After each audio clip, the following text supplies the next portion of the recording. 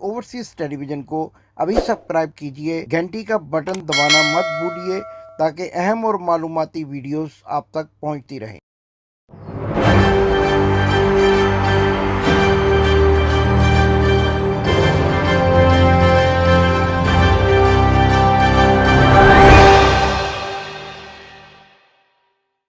बिस्मिल्लाहिर्रहमानिर्रहीम। नाजरीन, मैं हूं आपका होस्ट इमदाद हुसैन शहजाद और आज आपके लिए बनी गाला इस्लामाबाद से एक ऐसी खौफनाक, तहलका-खेज और अफसोसनाक खबर लेकर हाजिर हुआ हूँ कि जिसको सुनकर आपके रोंगटे खड़े हो जाएंगे और आप मौजूदा इम्पोर्टेड हुकूमत को बुरा भला कहने पर मजबूर हो जाएंगे। आज 6 जून है 2022 और पीर का रोज, लेकिन इतवार की दरमियानी रात बनी गाला में क्या हुआ, क्या हंगामा बरपा हुआ और क्या करने का इरादा था, पाकिस्तान की आवाम के साथ किस कदर खेल खिलवाड़ खेलने का इरादा था, इसके बारे में मैं आपको सारी तफसीलात बताऊंगा। नाजरीन, कोशिश करूंगा कि अपनी टीम को कहो कि वो एक ऑडियो आपको सुनवाए, जो ऑडियो बाबर अवान साहब जो कि पाकिस्तान तहरीक इंसाफ के लॉयर हैं उनकी है, और वो ऑडियो सुनने के बाद आपको अंदाजा हो जाएगा कि क्या खेल खेला जाने वाला था, लेकिन नाकामी क्यों हुई। ये मैं बात क्यों कह रहा हूँ, इसलिए मैं कह रहा हूँ कि अभी फौरी तौर पे कुछ देर पहले ये मैं बराह रास्त आपको बता रहा हूँ कि बनी गाला के इर्द गिर्द ऐसे लोग बावर्दी मंडलाते हुए देखे गए जिनका ताल्लुक पंजाब पुलिस के साथ है,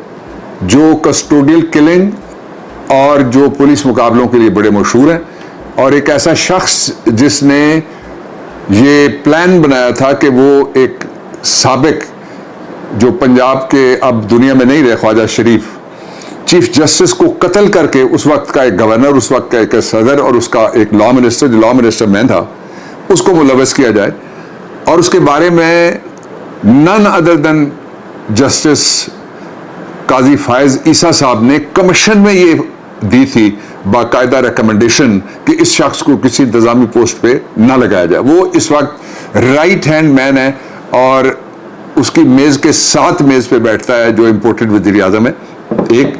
दूसरा ये है कि वो शख्स है जिसका नाम आया था और जिसके बारे में खुद शहबाज शरीफ ने कहा हुआ है कि मैं नहीं था, वो फलाना था और फलाना था, जो मॉडल टाउन की किलिंग है। ये एक पर्सपेक्टिव आप ज़हन में रखिएगा। अब मैं दूसरे नुक्ते पे जाता हूँ। दूसरा नुक्ता ये है कि पाकिस्तान के वज़ीर आज़म को ये राइट है कि वो कोई किसी भगोड़े की तरह लंदन में नहीं बैठे हुए। ये उनका अपना घर है पूरा पाकिस्तान, और पूरे घर में इस जिस तरह मेरा भी है और आपका भी, आप सबका भी है, तो ये जिस जगह चाहे कोई आ सकता है, जा सकता है, रह सकता है, काम कर सकता है, वापस आ सकता है, फिर जा सकता है, फिर आ सकता है। तो वो कुछ हफ्ते पहले मैं आपको लेके चलता हूँ, अब मैं तीसरी बात पे पहुंच गया। कुछ हफ्ते पहले आपके वज़ीर आज़म ने खड़े होकर जलसे में कहा था कि कुछ ऊंची दीवारों के और बंद कमरों के पीछे उनकी जान लेने की साजिश हो रही है। ये इमरान खान के अल्फाज हैं, कुछ ऊंची दीवारों के पीछे और कुछ बंद कमरों के पीछे उनकी जान लेने की साजिश हो रही है। अब चौथी बात, वज़ीर आज़म आ रहे हैं और जो इस्लामाबाद के बाखबर हलके हैं, गैर सरकारी भी, उनका ये कहना है कि रात के वक्त धावा बोला जाएगा उनके घर के ऊपर या जहां वो ठहरेंगे वहां रात के वक्त। और जो रात के वक्त धावा बोलने वाले होते हैं, वो जाहिर है वो डाकू होते हैं, वो ठग होते हैं, वो उठाई गिरे होते हैं, और जो कानून नाफिज करने वाले होते हैं वो दिन की रोशनी में वो जो लीगल तकाजे हैं उनको पूरा करने के लिए। अभी आपने देखा कि जो कुछ पाकिस्तान पूरे में घरों की किस तरह से दीवारें, चादर और चार दीवारी को किस तरह पांव तले रोंद कर, बच्चियों के सरों पे नहीं पूरे जसद को घसीट कर, और बच्चों के साथ क्या क्या बेईमाना और जालिमाना और बेरहमाना सलूक करके उनकी गिरफ्तारियां की, इस तरह का तशद्दुद, इसकी कोई मिसाल पाकिस्तान की तारीख में जदीद हिस्ट्री में नहीं मिलती। मैंने इसीलिए कहा था कि पूरा पंजाब उन्होंने बना दिया है जलियांवाला बाग, पिंडी को पुलवामा और इस्लामाबाद को अनंतनाग बना दिया गया, जिस तरह से वो मजालिम सारे हुए थे। इन हालात में मैं ये बताना चाहता हूँ कि आपके प्राइम मिनिस्टर ने जो बात कही थी یہ وہ وقت ہے جس وقت اس کا خدشہ سب سے زیادہ بڑھ گیا ہے کہ ان کی زندگی کے تحفظ کا جو خطرات اس کو لاحق ہیں وہ سب سے زیادہ یہ جو آنے والے 24 سے 48 گھنٹے ہیں، یہ آپ ذہن میں رکھیے گا. کل کی رات آپ بالخصوص ذہن میں رکھیے گا، لیٹ نائٹ، اور پھر آپ بنی گالا کو ذہن میں رکھیے گا. میں پوری قوم سے مخاطب ہو کے کہہ رہا ہوں کہ کبھی کبھی لمحے ایسی خطا کرتی ہیں کہ جن کی سزا صدیاں بو کرتی ہیں. تو اس لیے جاگنا ہوگا سب کو، سب پاکستان میں قانون نافذ کرنے والوں کو بھی جاگنا ہوگا، اس لیے کہ پاکستان میں اس وقت جو ٹھگوں کی حکومت ہے اور مجرموں کی حکومت ہے،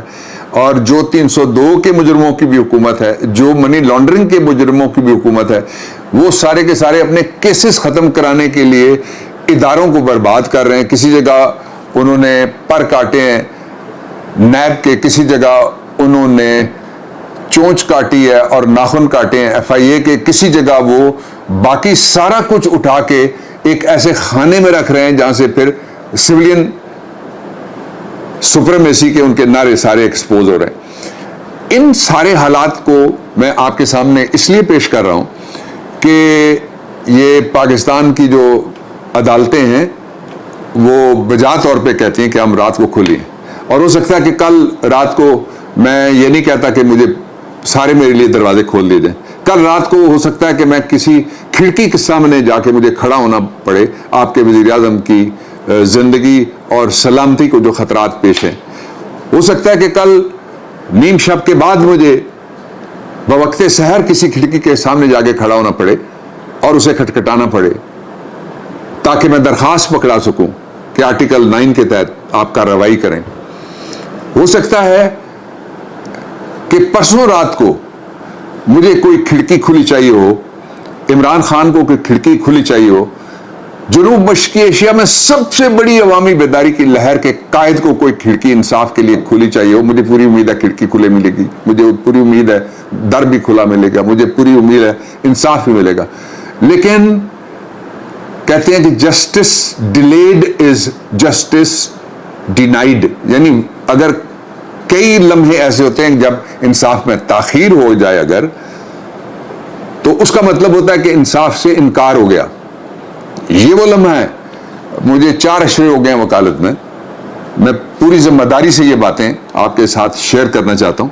اس لیے کہ اس میں اب چھپانے کا وقت گزر گیا کہ ہم چھپائیں، لیپا پوتی کریں، اس کے اوپر کوئی پردہ ڈالیں اور پردے کے پیچھے سے ہم تھوڑا سا نظر آئیں اور تھوڑا سا چھپ کے کوئی بات کرے. وہ مرحلہ نہیں ہے. پاکستان میں سانحات اس سے پہلے ہوئے ہیں اور بہت بڑے سانحات ہوئے ہیں. پاکستان میں ایک وزیر اعظم عدالت کے فیصلے کے نتیجے میں قتل کیا گیا، 2 وزیر اعظم راولپنڈی کے لیاقت باغ میں قتل کیے گئے، سوائے ان کے جو ہمیشہ NRO لے کے ملک سے باہر بھاگ جاتے ہیں. ڈاکٹر خان کو لاہور میں قتل کیا گیا تھا. اس لیے میں یہ باتیں جوڑنا نہیں چاہتا، میں آپ کے سامنے صرف پاکستان کی جو ناقابل تردید ریکارڈڈ تاریخ ہے وہ میں آپ کے سامنے رکھ کے اپنی بات کو میں ختم کرنے لگا ہوں. اور وہ بات یہ ہے کہ اس آئین کے اندر بے شک کوئی وزیر اعظم نہ ہو، شہری ہونا ضروری ہے. آئین کا آرٹیکل 4،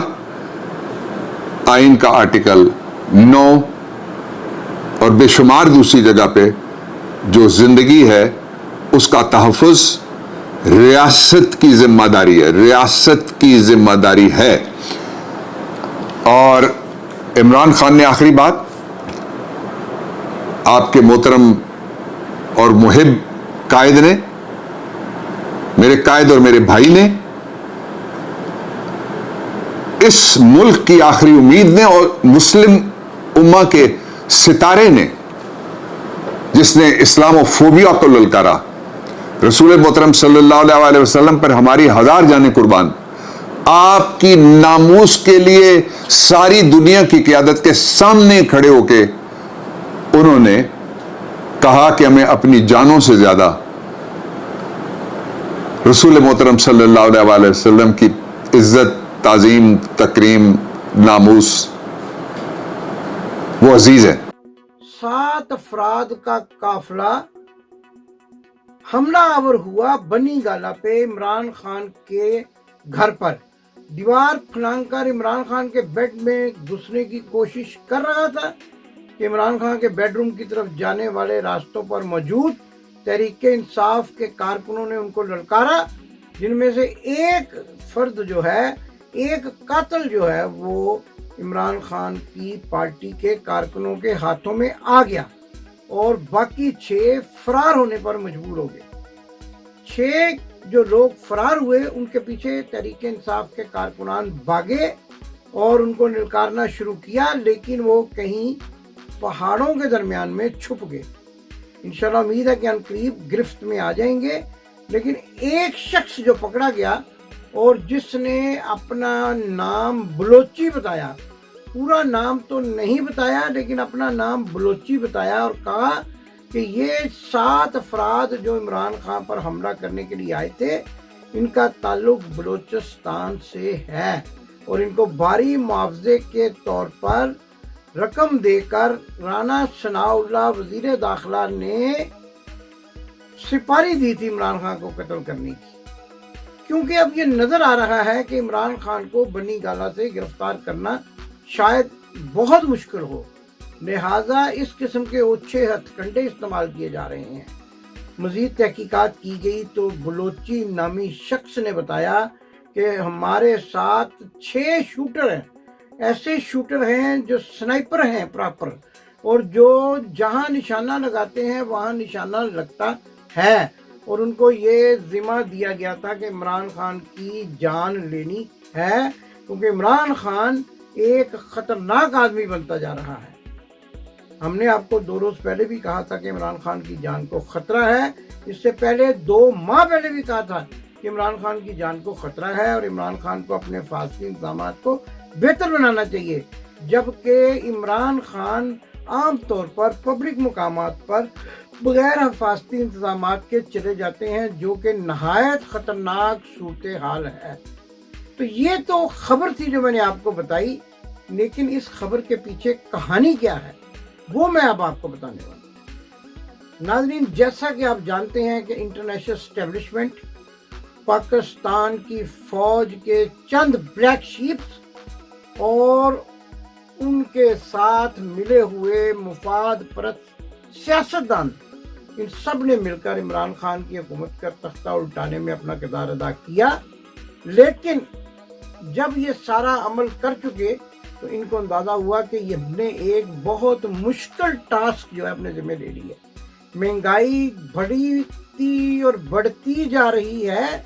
और इसके साथ साथ अवाम में मौजूदा हुकूमत के खिलाफ नफरत पैदा हो रही है, और इस नफरत ने फैलते फैलते अब ये रंग अख्तियार कर लिया है कि पाकिस्तान के फौजी जर्नैलों के खिलाफ भी वो नफरत जो है बढ़ती जा रही है। ऐसा क्यों हुआ? ऐसा इसलिए हुआ कि 25 मई की शाम पाकिस्तान के निहत्ते अफराद पर जो आंसू गैस शेल की गई, उस आंसू गैस के बारे में ये कहा जाता है कि एक इंटरनेशनल अदारा जिसने जंगों के दरमियान इस आंसू गैस के इस्तेमाल का जो है वो पाबंदी लगा रखी है, उस अदारे के कानून के मुताबिक उन्होंने एक कन्वेंशन में ये लॉ बना दिया है कि जंग में हथियार इस्तेमाल हो सकते हैं, लेकिन जहरीली आंसू गैस इस्तेमाल करना जंगी जराइम के ज़मन में आएगा। तो जो आंसू गैस उस अदारे ने पाबंदी लगा रखी है, और अगर कहीं गलती से चल भी जाए तो 6-10 जो उसके शेल हैं वो इस्तेमाल चोरी छुपे कर लिए जाते हैं। लेकिन 25 मई की रात को रावलपिंडी में और दूसरे मुकामात पर 35,000 शेल जो हैं वो इस्तेमाल किए गए। आंसू गैस के वो 35,000 शेल कि जो लोगों को मफलूज कर देते हैं, उनकी आंखों की बिनाई चली जाती है, वो शेल इस्तेमाल किए गए। इंटरनेशनल अदारे کے احکامات اور قوانین کی دھجیاں بکھیر دی گئیں، اور جواز یہ پیش کیا جاتا ہے کہ یہ تو انہوں نے جنگ کے دوران منع کیا تھا چلانے کے لیے۔ تو آپ دیکھیے اتنی خطرناک چیز ہے یہ شیل، اتنا خطرناک ہے کہ جہاں پر جنگ ہو رہی ہوتی ہے وہاں پر اس کو چلانے سے منع کیا گیا ہے۔ تو نہتے پاکستانیوں پر، جن میں عورتیں، مرد اور بوڑھے بھی شامل تھے، اس شیل کے 35,000 کے قریب جو ہے خول وہ ملے ہیں جو ان پر چلائے گئے۔ اور اب آپ اندازہ لگائیں کہ کتنے لوگ جو ہیں ڈیمیج ہوئے ہوں گے اور کتنے لوگوں کو نقصان پہنچا ہوگا اور زخمی ہوئے ہوں گے۔ میرا ایک مطالبہ ہے کہ اس تمام صورتحال پر باقاعدہ طور پر ایک جوڈیشل کمیشن بنانا چاہیے جو اس بات کی انکوائری کرے اتنے خطرناک شیل جو ہیں وہ کہاں سے آئے، کس نے ان کی منظوری دی چلانے کی، اور وہ ان نہتے پاکستانی عورتوں، مردوں، بوڑھوں، بچوں پر چلائے گئے جو کہ احتجاج کرنا چاہ رہے تھے۔ اب آپ ایک نقطے پہ اور بھی غور کیجئے کہ یہ سارے نوجوان تھے، بچے تھے، عورتیں تھیں اور بوڑھے تھے، لہذا انہوں نے ان غنڈہ گردی کے کرنے والوں کے ساتھ کوئی مقابلہ کرنے کا انتظام بھی نہیں کر رکھا تھا، کیونکہ وہ تو یہ سمجھتے رہے کہ فوج ہماری فوج ہے اور یہ تو دشمن کے بچوں کو پڑھا رہی ہے، لہذا یہ کبھی بھی ہم نہتے لوگوں پر اس طرح کا تشدد نہیں کرے گی۔ لیکن ان بیچاروں کے علم میں یہ بات نہیں تھی کہ دشمن کے بچوں کو پڑھانا ایک اور بات ہے اور اپنی عوام کے تحفظ کو کرنا ایک اور بات ہے۔ اور جب اپنی عوام کے تحفظ سے صرف نظر کرنے کے لیے، نگاہ ہٹانے کے لیے، ان کے ساتھ دشمنی کرنے کے لیے بیرونی طاقتوں سے پیسے، نوٹو پکڑ لیے جائیں، تو پھر کسی قسم کا اصول، کسی قسم کی تکلیف، کسی قسم کا احساس اور کسی قسم کا درد دل ختم ہو جایا کرتا ہے۔ اور یہ بھی پتہ چلا ایک الزام ہے کہ یہ شیل چونکہ پولیس والوں کے بس میں یہ اتنے ڈینجرس شیل چلانا ممکن نہیں تھا، لہذا اس سلسلے میں کچھ فوجیوں نے بھی اپنا کردار ادا کیا اور وردی والوں نے بھی یہ نہتے عوام پر شیل چلائے۔ اور آپ کو شاید معلوم ہوگا، میں آپ کی یادداشت کے لیے دوہرا دیتا ہوں کہ 1977 میں بھی اسی طرح کا کھیل کھیلا گیا تھا، لیکن نواں کوٹ لاہور میں ایک کرنل بخاری صاحب تھے، آج وہ دنیا میں نہیں ہے، اللہ ان کو غریق رحمت کرے، ان کو بھی ایسا ہی ایک حکم دیا گیا تھا، لیکن اس وقت فوج کے اندر غیرت مند افسران کی تعداد زیادہ تھی، اس لیے انہوں نے تمام خطرات پیش نظر رکھتے ہوئے مظاہرین سے خطاب کرنے کا فیصلہ کر لیا،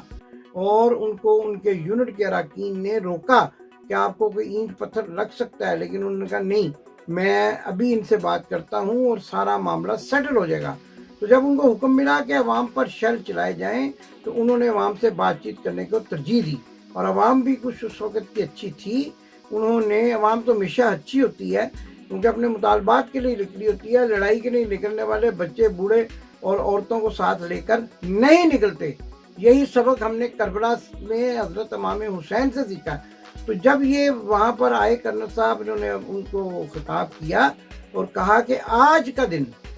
مجھے مہلت دے دیں اور آج آپ جو ہے جھگڑا کیے بغیر چلے جائیں، کل جو ہے آپ کو اجازت ہے، آپ جو چاہے کریں۔ لوگوں نے ان کی بات مان لی، اتنے تحمل سے انہوں نے ان کو سمجھایا، لوگ وہاں سے چلے گئے۔ ان کرنل صاحب نے غیرت کا مظاہرہ کرتے ہوئے اگلے دن انکار کر دیا کہ میں اپنی عوام پر شیل نہیں چلا سکتا، گولی نہیں چلا سکتا، لہذا انہوں نے ریزائن کر دیا۔ اور آپ کو شاید معلوم نہ ہو کہ پاکستان کی فوج میں جب کوئی شخص اپنی مرضی سے ریزائن کر کے جاتا ہے تو اس کو کسی قسم کی مراعات نہیں ملتی، نہ پینشن ملتی ہے نہ کچھ، بس پھر وہ اللہ کے سہارے پر ہی زندگی گزارتا ہے۔ تو آج میں کرنل بخاری جیسے لوگوں کو